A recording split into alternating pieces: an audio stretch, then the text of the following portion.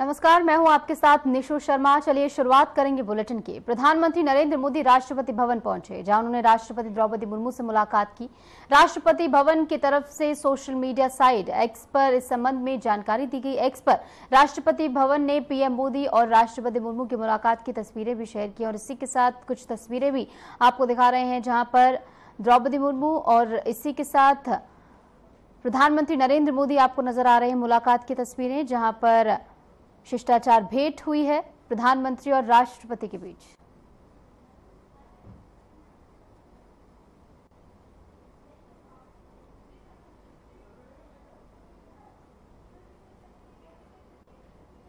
तो राष्ट्रपति मुर्मू से प्रधानमंत्री नरेंद्र मोदी ने मुलाकात की है। मोदी और मुर्मू की औपचारिक मुलाकात, जहां पर गर्मजोशी से स्वागत किया गया और इसी के साथ जैसा कि आप देख रहे हैं पुष्पगुच्छ देकर यहां पर सम्मान किया गया है राष्ट्रपति का। प्रधानमंत्री नरेंद्र मोदी राष्ट्रपति भवन पहुंचे। कई सारे महत्वपूर्ण मुद्दों पर इस दौरान वार्ता हुई है।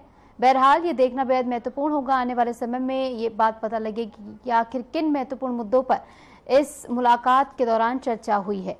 तो राष्ट्रपति मुर्मू से मुलाकात की कुछ तस्वीरें भी एक्स हैंडल पर पोस्ट की गई हैं, जो कि हम आपको टेलीविजन स्क्रीन पर दिखा रहे हैं, जहां पर प्रधानमंत्री नरेंद्र मोदी और देश की प्रथम नागरिक राष्ट्रपति द्रौपदी मुर्मू आपको नजर आ रही हैं। महामहिम का सम्मान यहां पर पुष्पगुच्छ देकर प्रधानमंत्री नरेंद्र मोदी ने किया है और इसे एक औपचारिक मुलाकात के तौर पर देखा जा रहा है।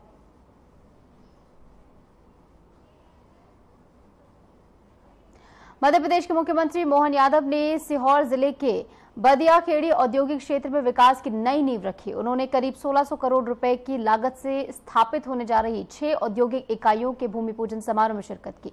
मुख्यमंत्री ने इस मौके पर कहा कि ये परियोजनाएं प्रदेश में निवेश को बढ़ावा देंगी। इसके आगे क्या कुछ कहा गया, सुनिए।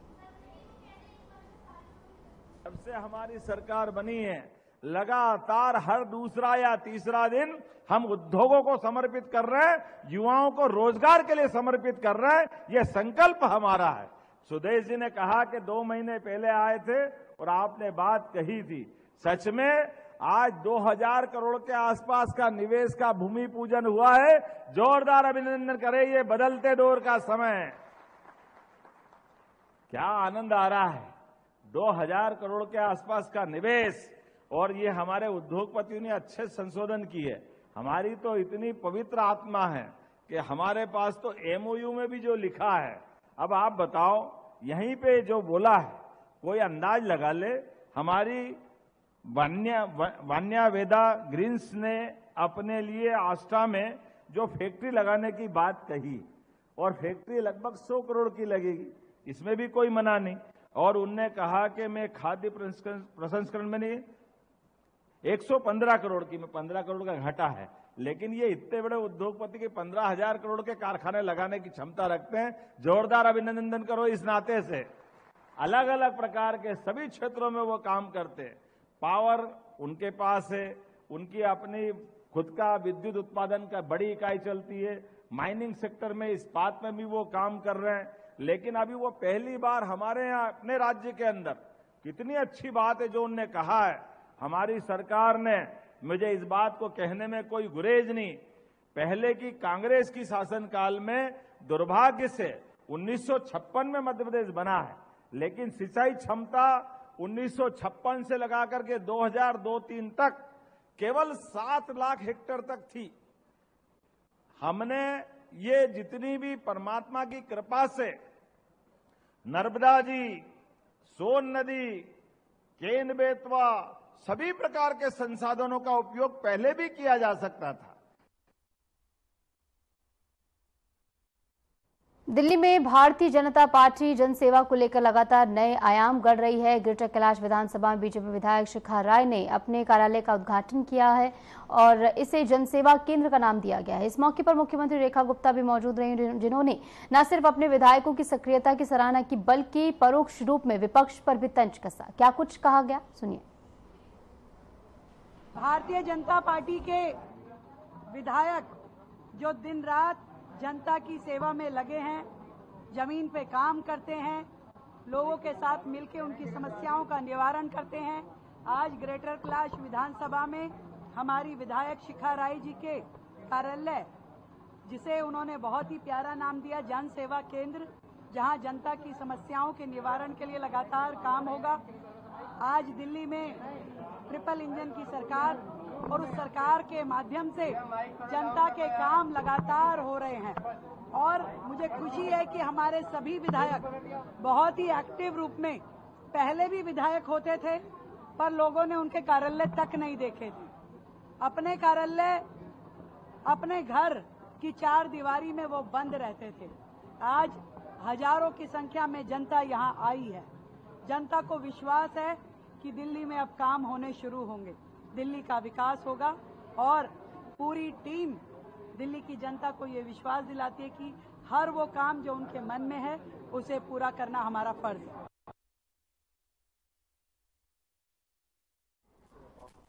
हरियाणा के पंचकुला में मुख्यमंत्री नायब सिंह सैनी ने नव चयनित ग्रुप डी कर्मचारियों को नियुक्ति पत्र सौंपे। इस मौके पर उन्होंने एक जनसभा को भी संबोधित किया और सरकार की योजनाओं तथा पारदर्शी भर्ती प्रक्रिया की सराहना की। सीएम ने कहा कि युवा शक्ति को रोजगार से जोड़ना राज्य सरकार की सर्वोच्च प्राथमिकता है। क्या कुछ कहा गया है, सुनिए। हम शामिल हुए हैं। यह कार्यक्रम न केवल प्रशासनिक व्यवस्था की रीढ़ को सशक्त करेगा, बल्कि विकसित भारत, विकसित हरियाणा की नींव को भी मजबूत करेगा। आज का यह प्रोग्राम हमारे नवनियुक्त अधिकारियों, कर्मचारियों की एक नई शुरुआत है। आज से हमारी जिंदगी का दूसरा पड़ाव शुरू हो रहा है। हम स्कूल में जाते हैं,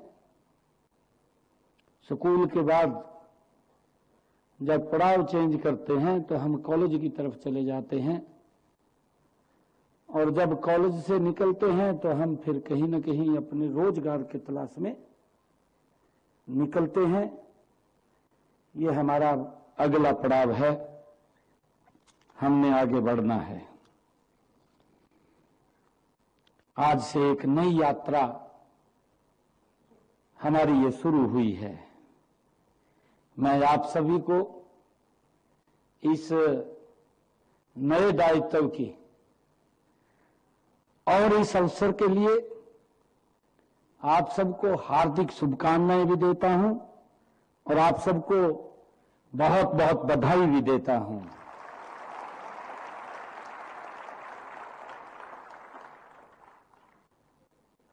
आज से हम सब पे वो जिम्मेवारी है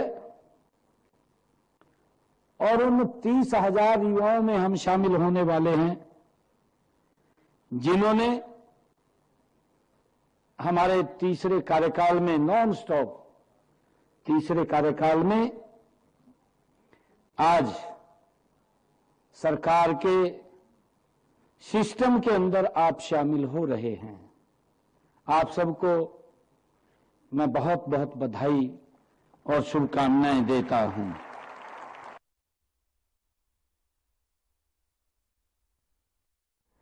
छत्तीसगढ़ में सावन के पावन माह में शिव भक्ति का रंग चढ़ा है। मुख्यमंत्री विष्णुदेव साय ने रायपुर से महादेव घाट तक निकलने वाली कांवड़ यात्रा में शामिल होकर श्रद्धालुओं का उत्साह बढ़ाया। सीएम ने प्रदेशवासियों को श्रावण मास की शुभकामनाएं दी और भगवान शिव से छत्तीसगढ़ की खुशहाली की कामना भी की।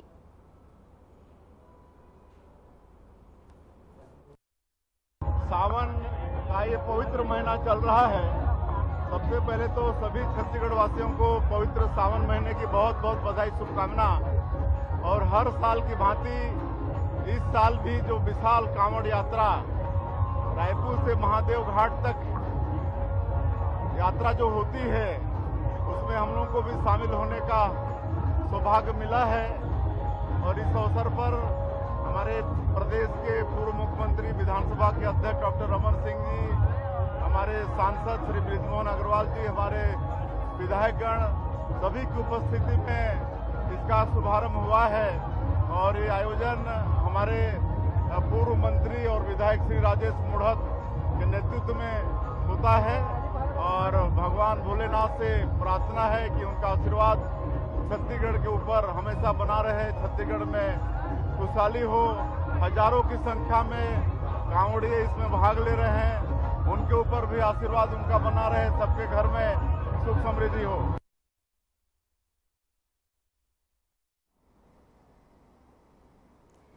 देहरादून में केंद्रीय जल शक्ति मंत्री गजेंद्र सिंह शेखावत ने मुख्यमंत्री पुष्कर सिंह धामी से उनके आवास पर शिष्टाचार भेंट की। मुख्यमंत्री ने केंद्रीय मंत्री का गर्मजोशी से स्वागत किया। इस मुलाकात को विकास योजनाओं और जल संसाधन से जुड़े मुद्दों पर संवाद के रूप में भी देखा जा रहा है।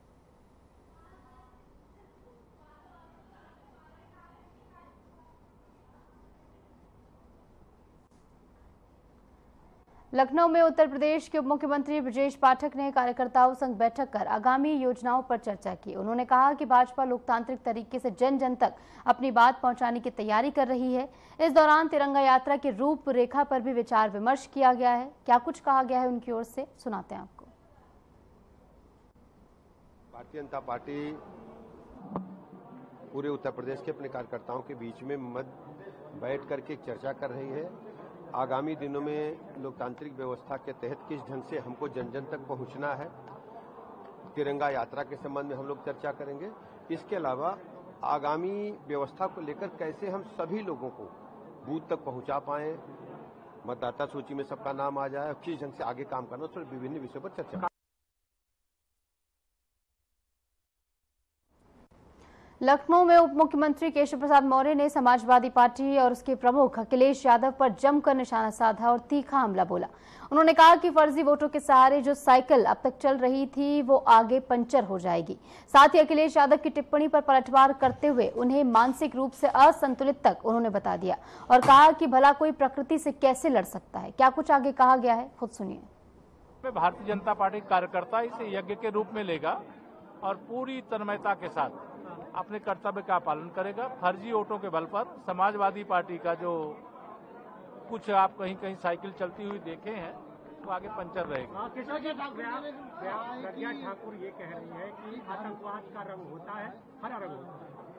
देखिए उन्होंने क्या कहा है उस पर मुझे प्रतिक्रिया नहीं करनी है, लेकिन मैं इतना जरूर कहूंगा कि कांग्रेस के काले कारनामे उजागर हो गए। प्रयागराज को लेकर जिस तरह से राजनीति शुरू हो गई है, प्रयागराज के विकास को लेकर अखिलेश यादव भी एक्सपोज डाल रहे हैं। अखिलेश यादव जी बहुत मानसिक रूप से विक्षिप्त हो गए हैं, उनको समझ में नहीं आता प्रकृति से कौन लड़ सकता है। प्रकृति से कोई लड़ सकता है क्या? बाढ़ आएगी, कहीं भी आएगी, दुनिया में आती है। जब पानी आएगा तो बाढ़ आएगी।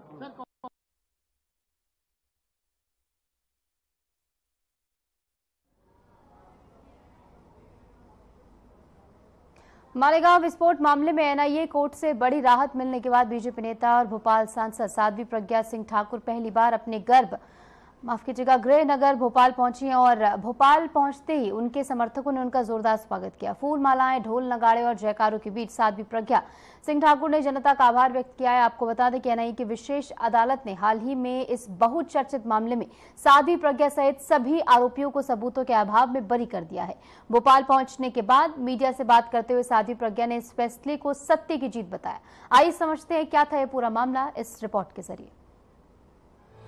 महाराष्ट्र के मालेगांव में हुए शक्तिशाली बम धमाके को आज लगभग 17 साल हो चुके हैं। 29 सितंबर 2008 एक ऐसा दिन जब धमाके की गूंज ने न सिर्फ मालेगांव को हिला दिया था बल्कि देश भर को हादसे में डाल दिया था। इस विस्फोट में 6 लोगों की मौत हुई थी और 100 लोग से ज्यादा घायल हुए थे। और अब सालों की सुनवाई, जांच और गवाही के बाद मुंबई की एक विशेष एनआई अदालत ने इस बहुचर्चित मामले में फैसला सुना दिया।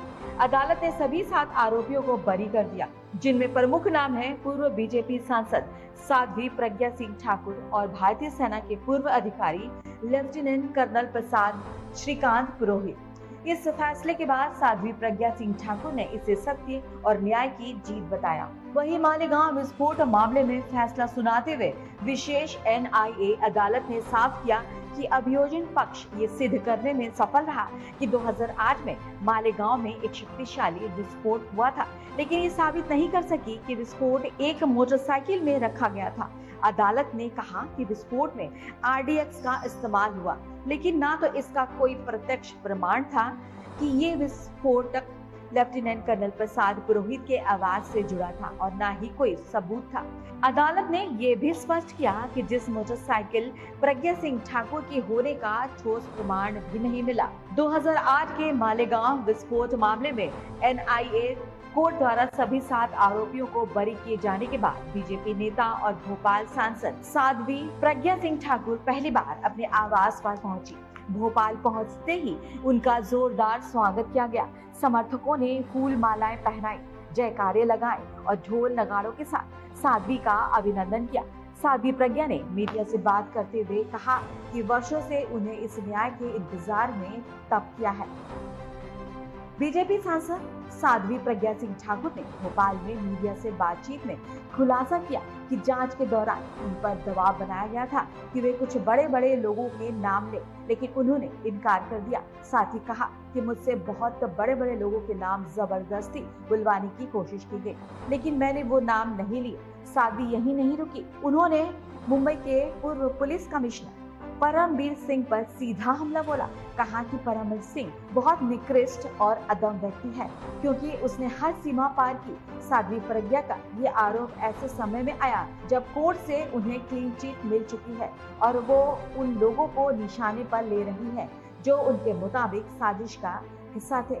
मुझसे बहुत बड़े बड़े लोगों के नाम जबरदस्ती बोलने के लिए कहा उन्होंने, मैंने वो नाम नहीं बोले, उनके अनुसार मैंने काम नहीं किया, इसलिए उन्होंने मुझे प्रताड़ित किया।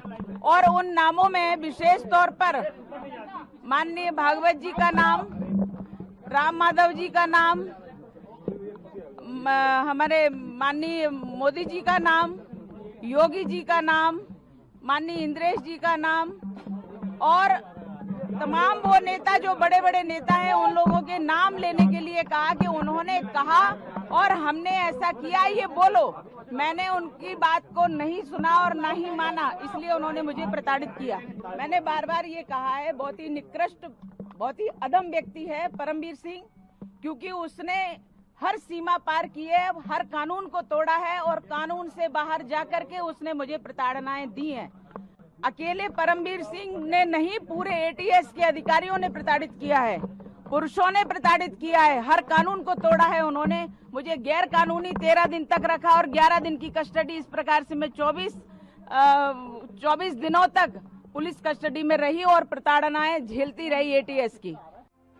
2008 मालेगांव विस्फोट मामले में बरी होने के बाद बीजेपी नेता साध्वी प्रज्ञा सिंह ठाकुर का एक और सनसनीखेज दावा सामने आया। साध्वी प्रज्ञा ने खुलकर कहा कि उससे देश के 2 शीर्ष नेताओं प्रधानमंत्री नरेंद्र मोदी और उत्तर प्रदेश के मुख्यमंत्री योगी आदित्यनाथ का नाम लेने का दबाव बनाया गया था। इस खुलासे के बाद राजनीति गलियारों में हलचल है और जांच एजेंसियों की भूमिका पर भी नए सिरे से सवाल खड़े हो रहे हैं। दबाव बनाया था और दबाव में लेकिन मैं आई नहीं और मैंने किसी का भी नाम नहीं लिया, झूठा नाम नहीं लिया। जो वो कहलवाने थे, झूठा प्रचार कर रहे थे, मैंने नहीं किया और इसलिए मुझे इतना टॉर्चर किया गया। मालेगांव विस्फोट मामले में कोर्ट से बरी होने के बाद बीजेपी नेता साध्वी प्रज्ञा सिंह ठाकुर अब खुलकर निशाना साध रही है। भगवा आतंकवाद कहे जाने पर साध्वी ने विपक्ष और खास तौर पर कांग्रेस को आड़े हाथों लिया। कहा, भगवा आतंकवाद कहने वालों के मुंह काले हुए हैं। समाज और देश ने उन्हें ठोस जवाब दिया है। अदालत का फैसला बिल्कुल स्पष्ट है। ये उन लोगों के मुंह पर तमाचा है जिन्होंने इसे भगवा आतंकवाद कहा। और सत्यमेव जयते, ये जो हमारे शास्त्रों में कहा गया है, ये सिद्ध हुआ है। भगवा आतंकवाद कहने वालों के मुंह काले हुए हैं। उनको समाज ने, देश ने बहुत अच्छे से जवाब दिया है। कोर्ट ने जिस प्रकार से निर्णय दिया है, एकदम स्पष्ट निर्णय है और वह उनके मुंह पर विरोधियों और भगवा को आतंकवाद कहने वालों के ऊपर तमाचा। करीब 17 साल पुराने मालेगांव विस्फोट मामले में न्यायपालिका का फैसला अब सामने है और इसके साथ ही कई राजनीतिक सवाल भी खड़े हो रहे हैं। एक और अदालत ने सबूतों के अभाव में सभी आरोपियों को बरी कर दिया, तो वहीं दूसरी ओर साध्वी प्रज्ञा सिंह ठाकुर जैसे नेता इस केस को राजनीतिक साजिश और आस्था पर हमला करार दे रहे हैं। अब जब अदालत ने फैसला सुना दिया है तो नजरें इस बात पर हैं कि क्या ये अध्याय यहीं समाप्त होगा या फिर इसके कानूनी और राजनीतिक असर अभी बाकी है। मामला चाहे जो भी रहा हो, लेकिन ये सच है कि 17 साल की इस लंबी कानूनी लड़ाई ने न केवल कानून और राजनीति को प्रभावित किया, बल्कि समाज, धर्म, आतंक और न्याय के मुद्दे पर गहरी बहस भी खड़ी कर दी है। Bureau report, Aryan TV.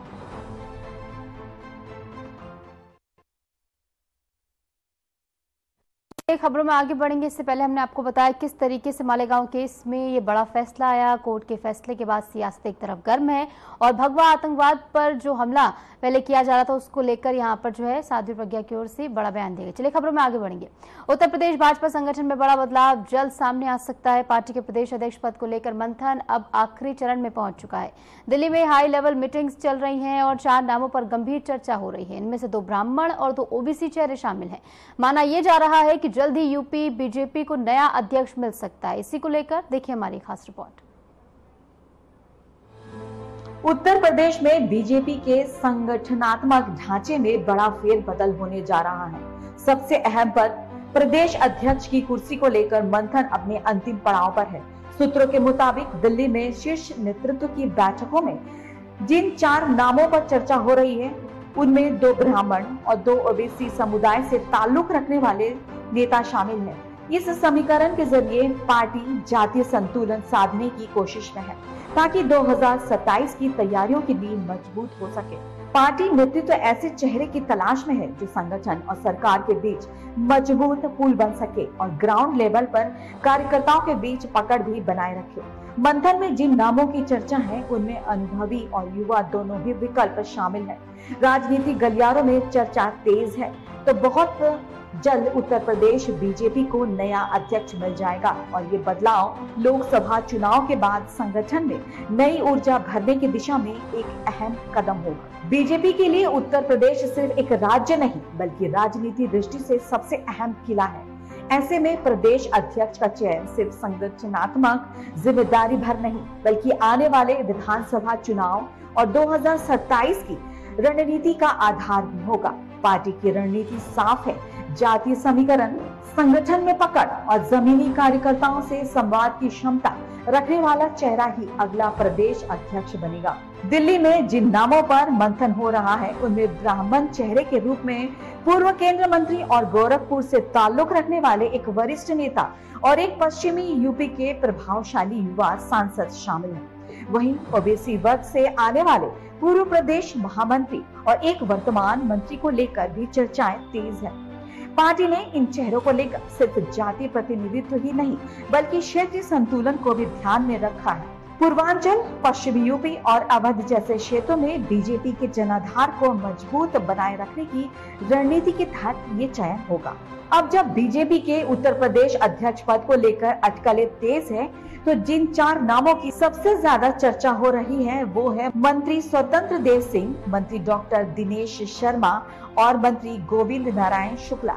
चारों ही नेता अपने अपने क्षेत्र, वर्ग और राजनीति अनुभव को लेकर मजबूत दावेदारी माने जा रहे हैं। साथ ही नेतृत्व में बदलाव की ये कवायद मुख्यमंत्री योगी आदित्यनाथ और केंद्रीय नेतृत्व के बीच सामंजस्य बनाए रखने वाले नेता की खोज भी है।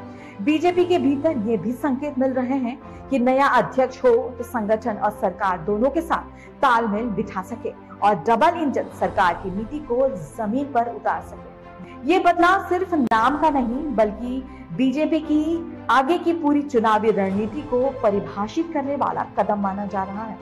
2022 में जब भूपेंद्र चौधरी को प्रदेश अध्यक्ष बनाया गया था तो पार्टी ने ओबीसी कार्ड खेलते हुए पश्चिमी यूपी को प्राथमिकता दी थी। अब बदले हुए राजनीति परिदृश्य में बीजेपी का फोकस है एक ऐसा चेहरा लाना जो 2024 लोकसभा चुनाव के अनुभव को संगठनात्मक पुनर्गठन के लिए इस्तेमाल कर सके। विपक्ष की लामबंदी, स्पेशल इंजीनियरिंग और सामाजिक पार्टी की जातीय गोलबंदी की रणनीति को देखते हुए बीजेपी कोई चूक नहीं करना चाहती। यही वजह है कि एक अध्यक्ष का चयन पूरी तरह से डेटा, फीडबैक और ग्रास रूट रिपोर्ट्स के आधार पर किया जा रहा है। पार्टी नेतृत्व ये अच्छी तरह समझता है कि संगठन की कमान अब ऐसे नेता के हाथ में होनी चाहिए जो कार्यकर्ता में भरोसा जगा सके और आगे 2 साल में बूथ स्तर तक संगठन को फिर से सक्रिय कर सके। इसके अलावा ये नियुक्ति 2027 विधानसभा चुनाव की भूमिका में भी तय करेगी, क्योंकि वही नेता तब तक प्रदेश में संगठन का चेहरा बना रहेगा। ऐसे में ये महज संगठनात्मक फेरबदल नहीं, बल्कि बीजेपी की मिशन यूपी 2027 की पहली और सबसे महत्वपूर्ण राजनीति चाल है। इन 4 नामों को लेकर दिल्ली में लगातार मंथन जारी है।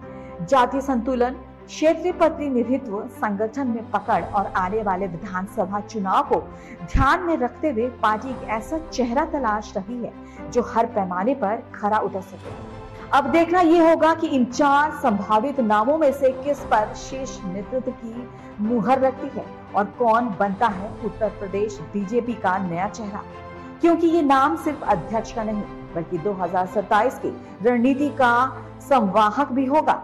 अब सबकी नजरें दिल्ली की घोषणा पर टिकी है। जल्द ही तय होगा कि उत्तर प्रदेश बीजेपी की कमान किसके हाथों में होगी और यही नाम तय करेगा कि बीजेपी की नैया 2027 के महासागर में किस दिशा में आगे बढ़ेगी। Bureau report, Aryan TV.